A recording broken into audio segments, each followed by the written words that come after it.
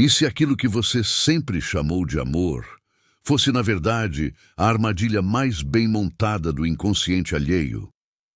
E se você tivesse sido programado lentamente, sem perceber, para duvidar de si, questionar sua lucidez e aceitar a dor como em prova de afeto? Carl Jung nos ensinou que o que não enfrentamos em nosso interior, acabamos encontrando do lado de fora, disfarçado de relacionamento. Mas e quando o disfarce é tão perfeito, tão sedutor, que você passa a proteger o próprio predador? Essa é a dúvida que corrói silenciosamente e que hoje começa a sangrar em voz alta. Você já sentiu que estava sendo manipulado, mas não conseguia apontar exatamente como? Como se houvesse um fio invisível entre suas emoções e a frieza calculada do outro? Narcisistas operam fora da lógica, mas profundamente dentro da sombra. Eles não atacam com gritos, atacam com silêncios. Não ferem com mãos, ferem com ausência. Jung chamou isso de posse inconsciente, quando alguém se torna um reflexo distorcido daquilo que você ainda não curou em si. E o mais cruel é que eles sempre parecem vencer, até hoje, porque existe uma linguagem secreta que paralisa o narcisista, palavras que o desorientam, gestos que espelham seu próprio vazio, estratégias que fazem com que ele prove do veneno que destilou. Mas essas armas não são aprendidas em livros. Elas nascem da alquimia da dor, da transmutação da raiva em clareza, da coragem de olhar o monstro nos olhos e perceber que ele treme quando você se torna consciente. O que vamos revelar aqui, você não verá nos conselhos de autoajuda. Porque isso não é sobre superação, é sobre despertar. Mas cuidado, assistir até o fim pode mudar a forma como você vê todos ao seu redor, inclusive você mesmo. Cada frase deste vídeo é um espelho quebrado, refletindo fragmentos da sua própria sombra, da sua culpa inconsciente, das concessões que você fez para ser aceito. Se você não estiver pronto para confrontar o que sempre preferiu esconder, este vídeo não é para você. Mas se algo dentro de você, algo profundo, quase primitivo, está pedindo por justiça psíquica, então fique, porque os próximos minutos vão arrancar véus que você nem sabia que usava. Eles pensam que você ainda está dormindo, pensam que tem o controle, mas esqueceram de um detalhe que Jung nunca cansou de repetir. Aquilo que negamos em nós acaba nos dominando, e hoje você vai dominar o que antes te dominava. Mas para isso, você precisa cruzar o limiar. E uma vez que cruzar, não haverá volta. Você já se perguntou por que, mesmo depois de tanto sofrimento, uma parte sua ainda deseja voltar? Há algo no narcisista que não é apenas destrutivo, é hipnótico. É como se ele encarnasse uma parte oculta sua, uma sombra que você tentou enterrar. Jung nos ensinou que tudo o que reprimimos ganha força no invisível. E talvez por isso você tenha sentido que fugir dele era como fugir de algo dentro de você.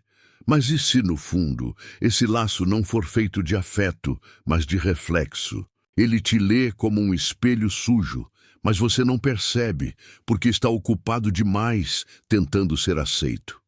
Cada gesto dele é uma dança calculada entre o afeto e a negação. Ele te dá só o suficiente para você se alimentar de esperança, mas nunca o bastante para que se sinta seguro. E esse jogo, esse teatro silencioso, te prende mais do que o amor verdadeiro, porque ele ativa em você o trauma antigo da carência não saciada, o eco de uma infância onde o afeto era prêmio e não direito. O mais perverso não está no que ele faz, mas no que ele te convence a fazer consigo mesmo. Você ri quando quer chorar. Você agradece quando queria gritar. Você aceita quando tudo em você pede por fuga. E a cada concessão vai apagando suas bordas, seus contornos, até se tornar apenas o que ele precisa. E o mais cruel, você acha que isso é amor, mas amor não destrói identidade. Amor não exige silêncio. Amor não obriga o outro a assumir de si para existir no outro. Mas o narcisista, ele vive da ausência do outro.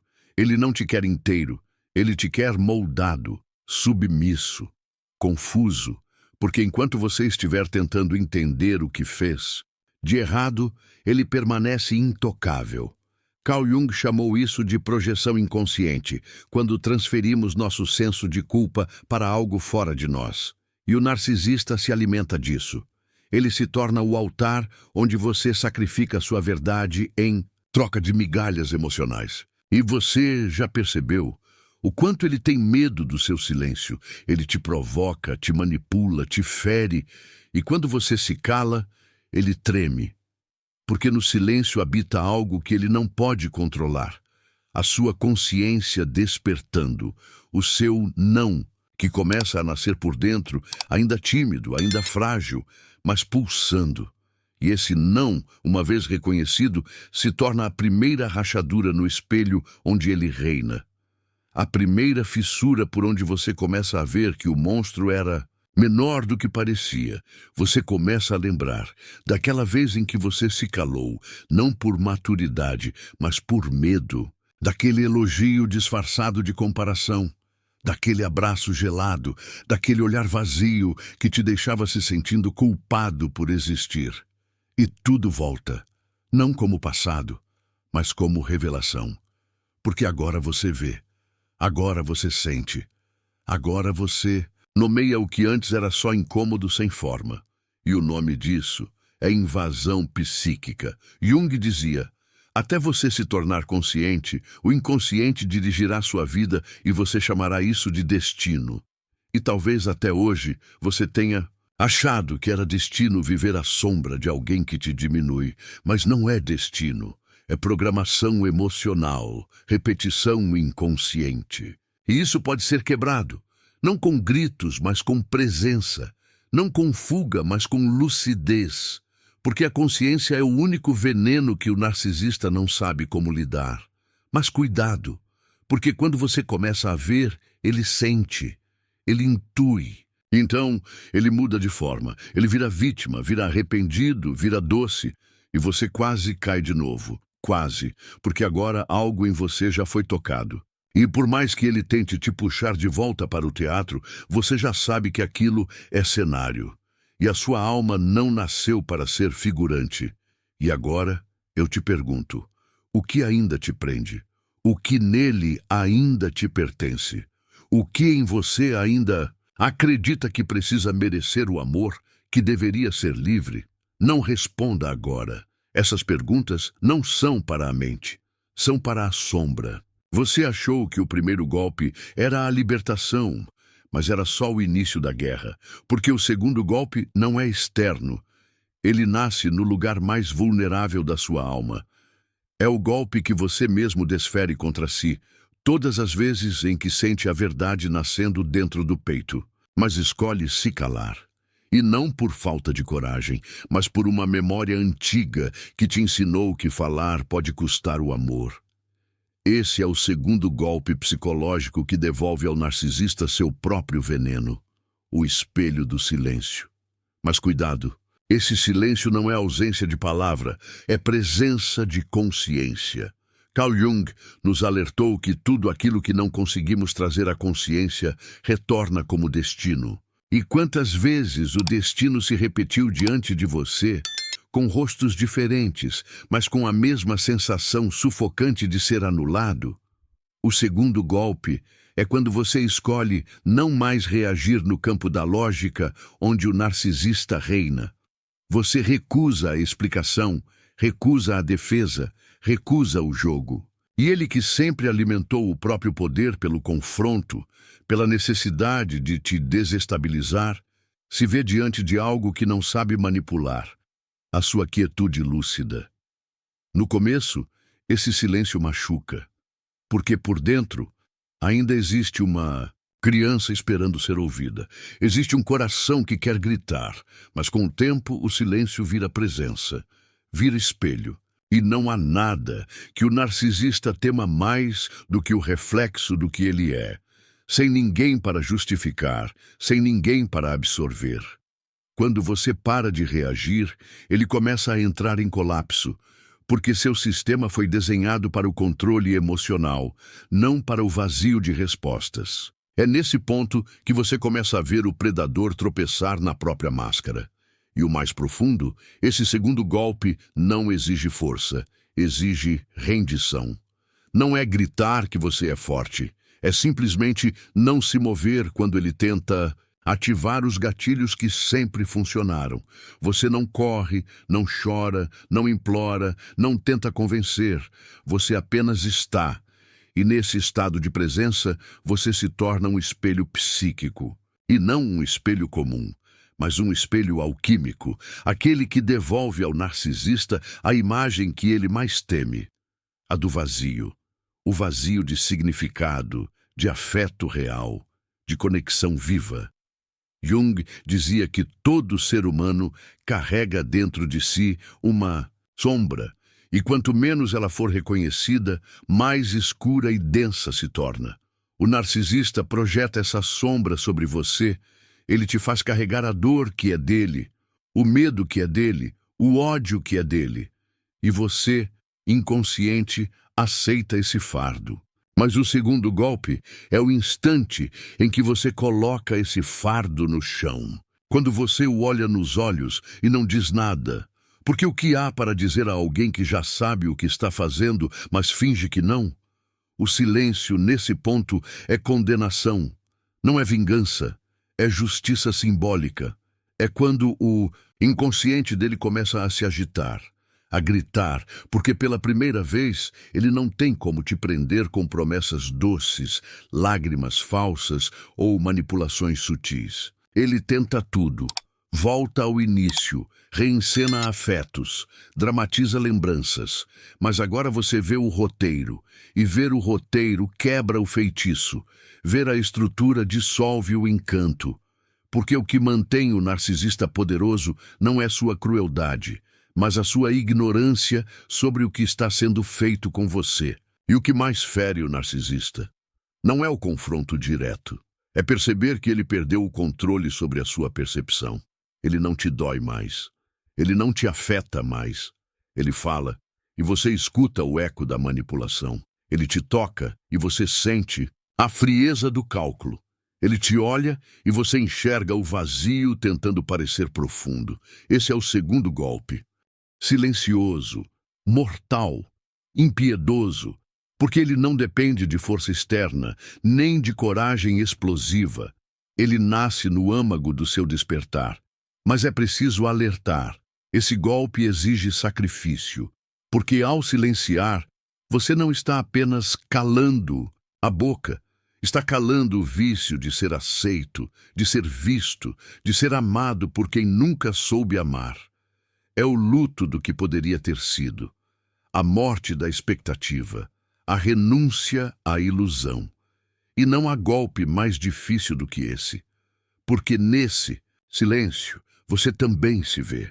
Você encontra seus próprios abismos, suas carências mais antigas, sua fome por validação. E ao atravessar esse vazio, algo novo nasce, um tipo de força que o narcisista jamais conseguirá tocar. Ele vai tentar te quebrar, vai dizer que você enlouqueceu, vai provocar, ignorar, seduzir, desaparecer, vai tentar te arrastar de volta para o palco. Mas agora você não é mais plateia, nem ator. Você é o autor da própria psique. Você está fora da peça, fora do script, fora do jogo. E esse é o início da liberdade real, aquela que não precisa ser provada, apenas vivida. E talvez, nesse exato momento, você esteja sentindo esse chamado dentro do peito. Uma mistura de dor e clareza. Um eco que diz, chega. Isso não é raiva, isso é consciência. E consciência, como dizia Jung, é o início da verdadeira cura. O segundo golpe não é sobre ferir o outro. É sobre não se ferir mais por dentro, enquanto finge que está tudo bem.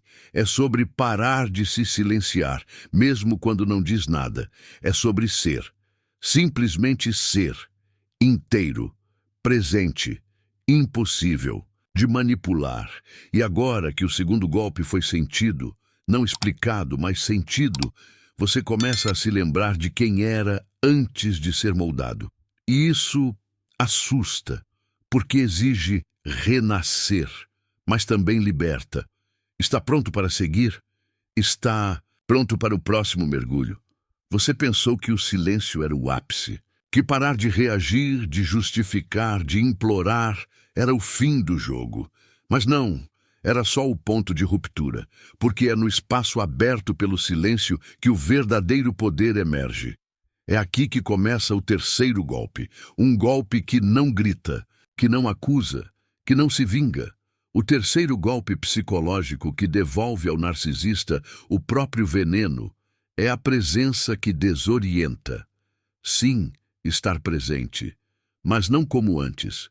Presente como quem vê através, como quem enxerga sem se perder, como quem desmascara sem uma palavra.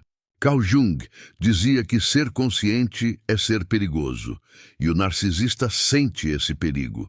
Ele percebe quando você já não se fragmenta diante do caos que ele provoca, porque o caos sempre foi sua arma mais eficaz. Ele lança um ataque e observa. Você duvida de si? Você muda seu tom de voz? Você busca aprovação? Se sim, ele ainda tem você. Mas quando ele ataca e você simplesmente permanece, quando ele tenta desestabilizar e você respira, quando ele mente e você sorri com os olhos de quem sabe, ele entra em colapso, porque a presença real é um espelho mais letal do que qualquer resposta.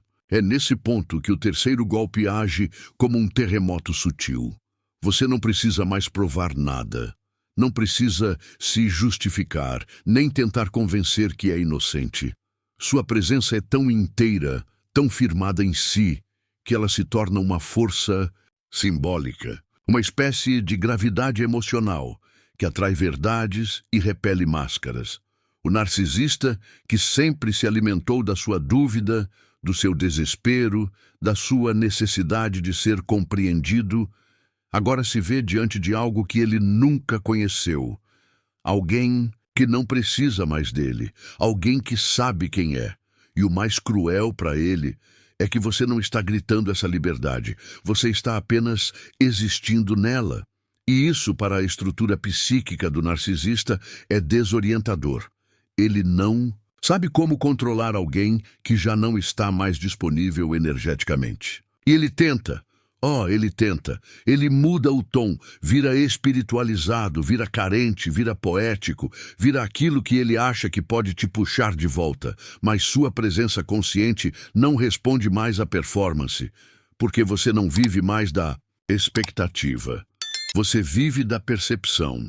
Esse é o verdadeiro terror para o manipulador. O outro não reagir como ele previa, porque toda manipulação depende de previsibilidade emocional. E a consciência quebra essa previsibilidade. Quando você está inteiro, presente, desperto, ele já não consegue mais te prever. E tudo o que ele controla, ele ama. Tudo o que ele não controla, ele destrói ou foge. E aí está o detalhe. O terceiro golpe é tão poderoso que o narcisista se vê diante de uma escolha impossível: destruir você, que agora é impenetrável, ou fugir e encarar seu próprio vazio. Mas antes disso, ele tenta um último recurso, o da culpa sagrada. Ele evoca o passado, lembra das boas memórias, te chama pelo nome que você gostava, te envia mensagens com lágrimas, pede perdão sem se transformar. Porque ele sabe, o terceiro golpe tem um custo. Estar presente é também ver o quanto você se ausentou de si por tanto tempo. E isso dói. Dói porque você começa a perceber quantas vezes se traiu para ser amado, quantas vezes se curvou para não ser abandonado, quantas vezes silenciou a intuição para manter uma fantasia viva. Mas agora não há mais volta. Você sente isso no corpo, no olhar que não desvia, no tom de voz que não treme, na ausência de pressa em se explicar.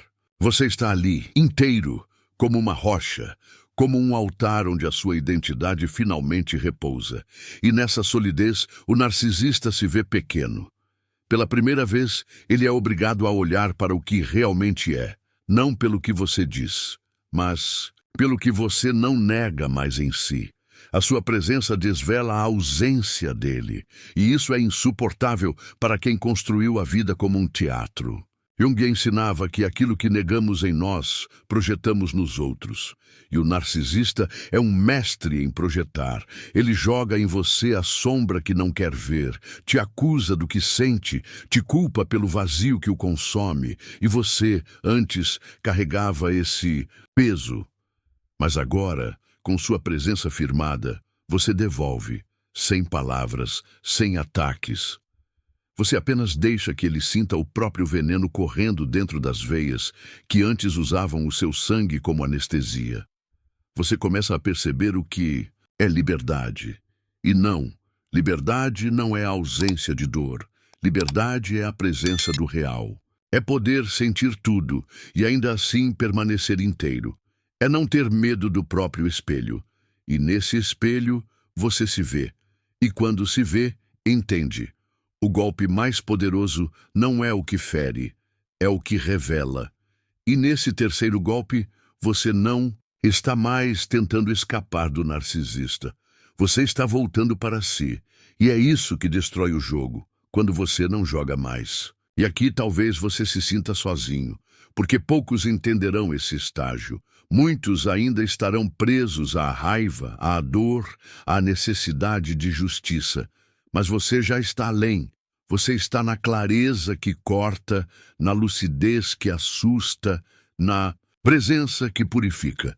E essa presença agora é um portal, um ponto sem retorno. Porque quando você habita a si, nada do que é falso consegue te possuir. O terceiro golpe, então, não é barulhento, é tectônico, silencioso por fora, devastador por dentro. Ele não quebra o narcisista, ele revela. E o que ele vê, ele não suporta.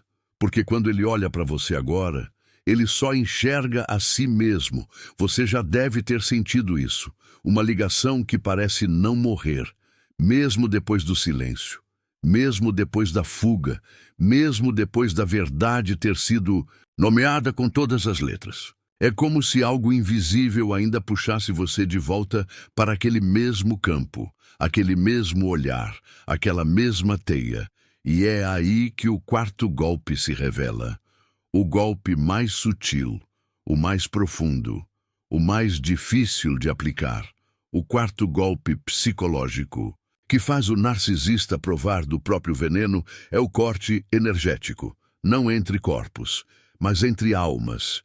Carl Jung dizia que os vínculos inconscientes são os mais poderosos, porque não foram escolhidos, foram herdados, condicionados, transferidos. E o narcisista sabe disso mesmo que não racionalmente. Ele sente quando ainda há uma fresta sua presa nele, um medo, uma saudade, um apego, um desejo de compreensão.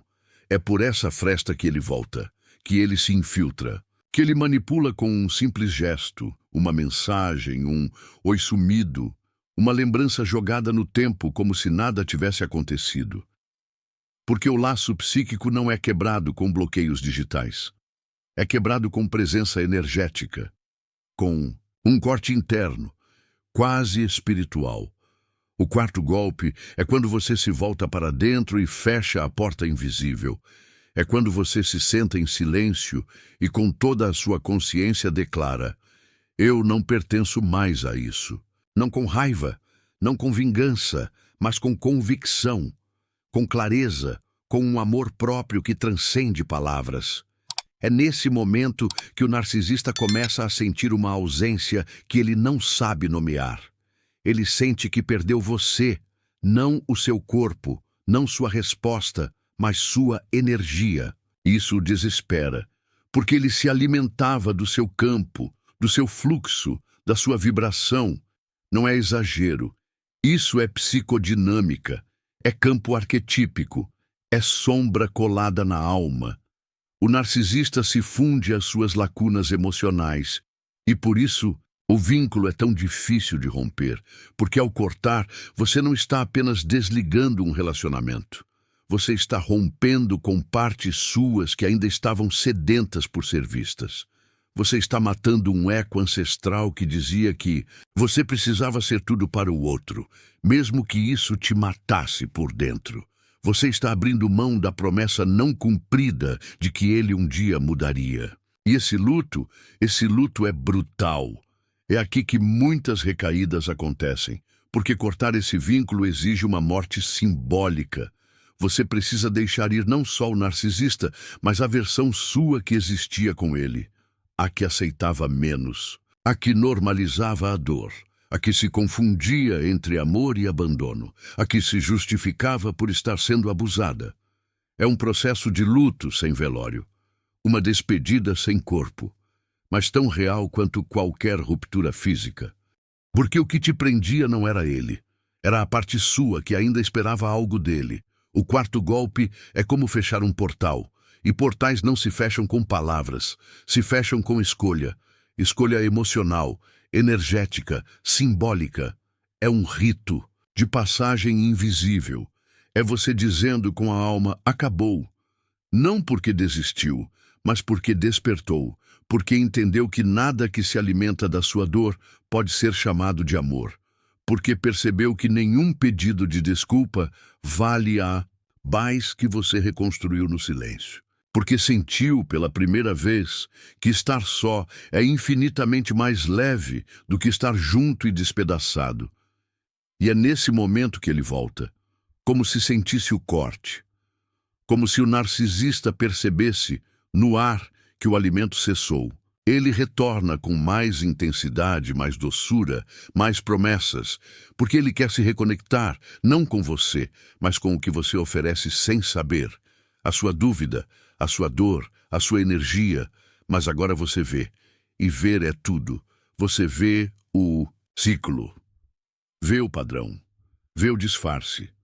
E por mais que parte sua ainda deseje acreditar, uma outra parte, mais nova, mais firme, mais viva, começa a crescer por dentro.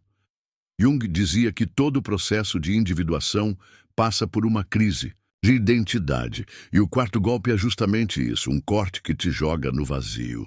Porque sem o vínculo, quem você é, o que resta de você quando o outro não te define mais, é um medo primitivo, quase insuportável, mas também é o berço do renascimento, porque nesse buraco você encontra a si, não como alguém ferido tentando se curar, mas como alguém consciente de que esteve hipnotizado por um padrão e agora não está mais. E então, pela primeira vez, você respira fundo, sem culpa, sem pressa, sem angústia, apenas respira. E nessa respiração, algo se sela, algo se fecha, algo se dissolve, o laço é rompido, e você sente isso no corpo.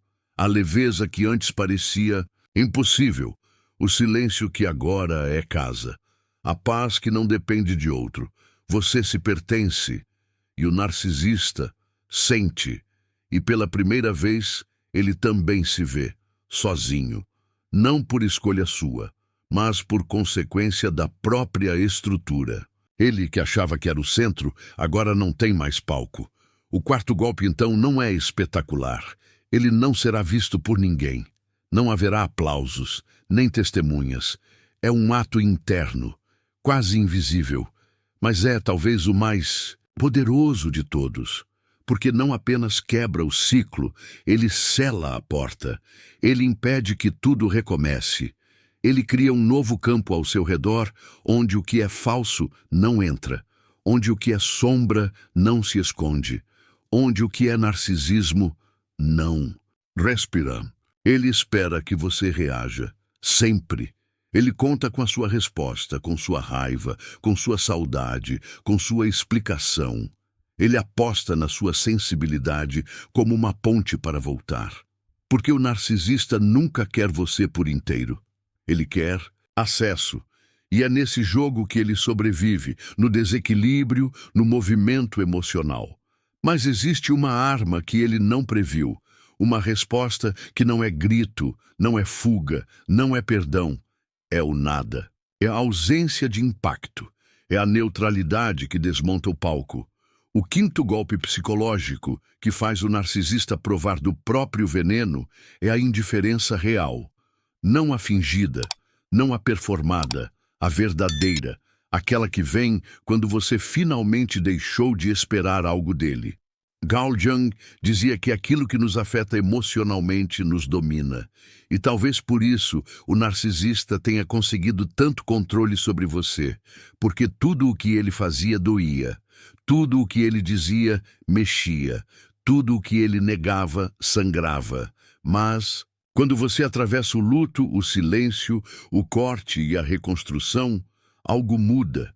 Aquilo que te feria agora só te observa à distância. Você não responde mais com emoção. Você simplesmente não responde. E é nesse vazio, nesse silêncio desinteressado, que o ego dele começa a implodir. A indiferença não é descaso, é maturidade. É a maturidade de quem já entendeu o jogo e escolhe não mais jogar. É a sabedoria de quem não precisa mais provar que sofreu, nem justificar que se curou. É a lucidez de quem olha para o manipulador e enxerga apenas um ser humano ferido, um ser humano preso a um personagem, um ser humano que não tem mais poder sobre você. E isso, para o narcisista, é insuportável, porque ele vive para ser impacto, e quando ele não impacta mais, ele desaparece dentro de si. O quinto golpe é letal, porque não se anuncia. Não há discurso de encerramento, nem texto de despedida. Não há vingança, nem bloqueio acompanhado de indiretas. Há apenas um silêncio calmo, uma ausência emocional, uma neutralidade radical, que transforma a relação inteira em algo irrelevante. Não como fuga, mas como libertação. Você não deseja mal, mas também não deseja nada. E o narcisista, que sempre buscou ser o centro do seu universo, sente esse descentramento como um colapso. Ele não sabe existir fora do olhar do outro. E então ele volta. Claro que volta, mas não com força. Volta fraco, apagado, quase implorando por reação. Tenta despertar em você aquela versão antiga, a carente, a esperançosa. A que ainda acreditava que dessa vez será diferente. Mas você olha e não sente mais, não dói mais, não mexe mais, porque o elo emocional foi dissolvido, porque o último resquício de identificação se desfez. A indiferença é o quinto golpe, não porque destrói o outro, mas porque finaliza a ilusão. Jung dizia que a verdadeira cura acontece quando deixamos de nos identificar com a ferida. E é isso que a indiferença representa. O fim da identificação. Você não é mais a vítima, não é mais o salvador. Não é mais o que precisa entender o outro para poder seguir em frente. Você apenas é, e isso basta. O narcisista não consegue processar esse tipo de presença, porque ela não depende dele, porque ela não gira em torno dele, porque ela não precisa dele para se justificar. A sua indiferença é como um espelho sem reflexo, não há onde ele se ver. E aqui algo grandioso acontece. O tempo passa e você percebe que não pensa mais, não analisa mais, não se pergunta mais o que ele está fazendo, com quem está, se sente sua falta. A história perde cor, o enredo perde ritmo, e isso é liberdade. Porque a verdadeira vingança contra o narcisista não é ver ele sofrer. É não sentir mais nada em relação a ele, nem dor, nem pena, nem ódio. É ausência. E essa ausência, essa neutralidade emocional, é o que destrói o personagem narcisista. Porque ele só existe na dinâmica. Fora dela, ele se dissolve. Mas esse quinto golpe exige uma última travessia, a do ego. Porque parte sua pode querer que ele sofra, que ele veja, que ele perceba o que perdeu. Mas essa parte também precisa morrer, porque ela ainda está ligada, ainda está presa no reconhecimento externo, e a verdadeira libertação é interna. Quando você não precisa que ele saiba que perdeu, porque você já sabe que ganhou. Ganhou a si, ganhou clareza, ganhou paz, ganhou a capacidade de amar sem implorar, de existir sem se perder. E o mais bonito, você não é mais contra ele. Você apenas está a favor de si. E isso é tudo, porque enquanto houver oposição, ainda há conexão. Mas quando há apenas presença, apenas fluxo, apenas movimento em direção à vida, o passado se dissolve e o narcisista fica lá, parado no tempo, tentando reviver um ciclo que você não habita mais. O quinto golpe, então, não faz barulho, ele não choca, ele não é teatral. Ele é a paz que vem quando o ciclo termina. Não porque alguém mandou terminar, mas porque ele simplesmente não faz mais sentido. É o momento em que você olha para o que foi e agradece. Não porque foi bom, mas porque te despertou, porque te mostrou a que ponto você havia se esquecido, porque te empurrou de volta para casa. E talvez agora, ao final dessa travessia, você perceba o veneno que ele te deu. Você devolveu sem derramar uma gota, porque o verdadeiro antídoto não está em ferir de volta, está em não ser ferido mais. Não porque você se blindou, mas porque você se curou. E quem se cura não sangra mais por dentro dos mesmos cortes. Há feridas que não sangram por fora, mas escorrem devagar dentro da alma, moldando silenciosamente a forma como sentimos, como amamos, como esperamos. Talvez você tenha vivido por anos com essas feridas ocultas, achando que eram parte da sua natureza, parte do amor, parte de merecer. Mas hoje, algo mudou. Não porque te disseram o que fazer, mas porque você ousou olhar. E ao olhar, você viu.